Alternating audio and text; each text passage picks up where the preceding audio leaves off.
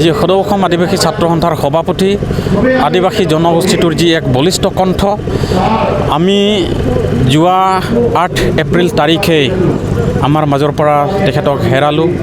তেখেত অৱশ্যে দীৰ্ঘদিন ধৰি ৰোগাক্ৰান্ত হৈ ফালে দিল্লীস্থিত মেদান্ত হস্পিটেলত চিকিৎসাধীন হৈ আছিলে, কিন্তু নিয়তিৰ যি বিধান তেখেত 8 এপ্ৰিল তাৰিখে স্বৰ্গগামী হয়।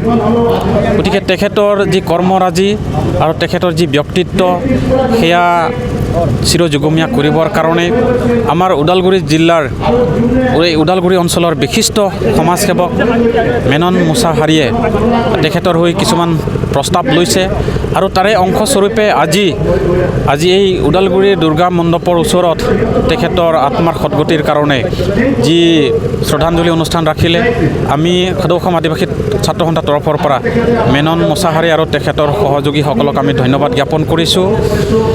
আৰু তেওঁ যি প্ৰদীপ নাগৰ ব্যক্তিত্ব আৰু কৰ্মৰাজিক চিৰযুগমীয়া কৰিবৰ কাৰণে যি প্ৰদীপ নাগ দেৱৰ প্ৰতিমূৰ্তি স্থাপন কৰিবৰ কাৰণে তেওঁ উদ্যোগ লৈছে, আমি সেয়া শলাগ জনাইছোঁ, তেখেতক প্ৰশংসা জনাইছোঁ আৰু সদৌ অসম আদিবাসী ছাত্ৰ সন্থাই সেয়া সাদৰেৰে গ্ৰহণ কৰিছোঁ।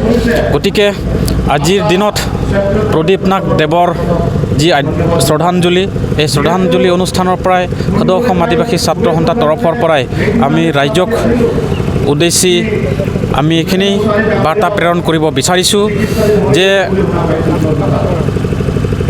আদিবাসী ছাত্ৰ সমাজৰ মঞ্চৰ পৰাই তেওঁ সন্মুখৰ পৰা যি সংগ্ৰাম চলাইছিল সেয়া অসমৰ আদিবাসীসকলৰ যি জ্বলন্ত সমস্যা, সেই জ্বলন্ত সমস্যাসমূহক সমাধান কৰিবৰ কাৰণে তেওঁ বিশেষকৈ প্ৰাধান্য দিছিলে।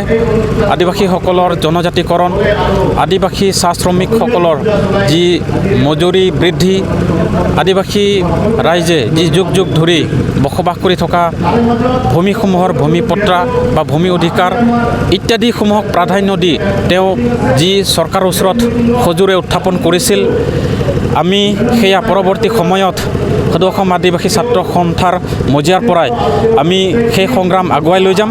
আৰু আজিৰ এই স্থানৰ পৰাই অসমৰ মুখ্যমন্ত্ৰী ডাঙৰীয়াক আমি আহ্বান জনাব বিচাৰিছোঁ যে সঁচাকৈ যদি তেখেত এই জনগোষ্ঠীটোৰ প্ৰতি সামান্যকণ সহমৰ্মিতা আছে, এই আদিবাসী জনগোষ্ঠীসমূহৰ যি জ্বলন্ত সমস্যা, যি জনজাতিকৰণৰ যি প্ৰক্ৰিয়া সেয়া ক্ষিপ্ৰকৰণ কৰক। অতি শীঘ্ৰে অসমৰ আদিবাসীসকলৰ জনজাতিকৰণৰ প্ৰক্ৰিয়াটো আগুৱাই লৈ যাওক। অসমৰ চাহ বাগিচাত নিয়োজিত যি শ্ৰমিকসকল, তেওঁলোকৰ যি ন্যূনতম দৈনিক মজুৰি তেওঁলোকে নিৰ্ধাৰণ কৰক। লগতে যুগ যুগ ধৰি বসবাস কৰি থকা আদিবাসীসকলৰ ভূমি, সেই ভূমিৰ অধিকাৰ তেওঁলোকক প্ৰদান কৰক। লগতে আমাৰ আদিবাসী ছাত্ৰ সমাজৰ বহুতো সমস্যা আছে। ছাত্ৰ ছাত্ৰী আজিও উচ্চ শিক্ষা গ্ৰহণ কৰাত যথেষ্ট অসুবিধা আছে। তাতে অসমৰ মুখ্যমন্ত্ৰীয়ে যাতে তেখেতে বিশেষভাৱে সুবিধা কৰি দিয়ে, তাকেই আমি আজিৰ এই মঞ্চৰ পৰাই, এই মজিয়াৰ পৰাই অসমৰ মুখ্যমন্ত্ৰী ডাঙৰীয়াক আমি আহ্বান জনাইছোঁ। আমি প্ৰদীপ নাগ দেৱৰ যি প্ৰতিমূৰ্তি, প্ৰথমে আমি ওদালগুৰিত যি সদৌ অসম আদিবাসী ছাত্ৰ সন্থাৰ কাৰ্যালয় আছে, কাৰ্যালয়ৰ চৌহদৰ ভিতৰতেই মেনন মুছাহাৰী ডাঙৰীয়াই যি প্ৰতিমূৰ্তি স্থাপন কৰাৰ কাৰণে যি প্ৰস্তাৱ লৈছে, সেই প্ৰতিমূৰ্তিক আমাৰ সদৌ অসম আদিবাসী ছাত্ৰ সন্থাৰ ওদালগুৰি জিলাস্থিত যি জিলা কাৰ্যালয় আছে তাৰে চৌহদত আমি স্থাপন কৰাৰ কাৰণে সহায় সহযোগ আগবঢ়াম।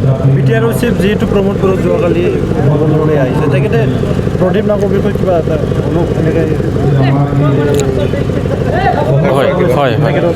হয়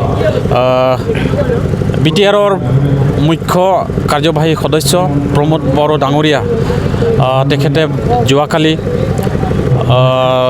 ওদালগুৰি বেগাপাৰাস্থিত প্ৰদীপ নাগ ডাঙৰীয়াৰ বাসগৃহত উপস্থিত হৈ তেখেতে পৰিয়ালক লগ ধৰি তেখেতৰ গভীৰতম শ্ৰদ্ধাঞ্জলি তথা সমবেদনা জ্ঞাপন কৰিছে।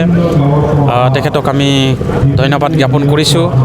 আৰু তেখেতে সদৌ অসম আদিবাসী ছাত্ৰ সন্থাই তেওঁলোকৰ মজিয়াত প্ৰদীপ নাগৰ সম্পৰ্কে বা তেওঁলোকৰ পৰিয়ালৰ সম্পৰ্কে যি সিদ্ধান্ত ল'ব, পৰিয়ালসকলে যি প্ৰস্তাৱ দিব তেখেতে বিবেচনা কৰিম বুলি আশ্বাস দি গৈছে।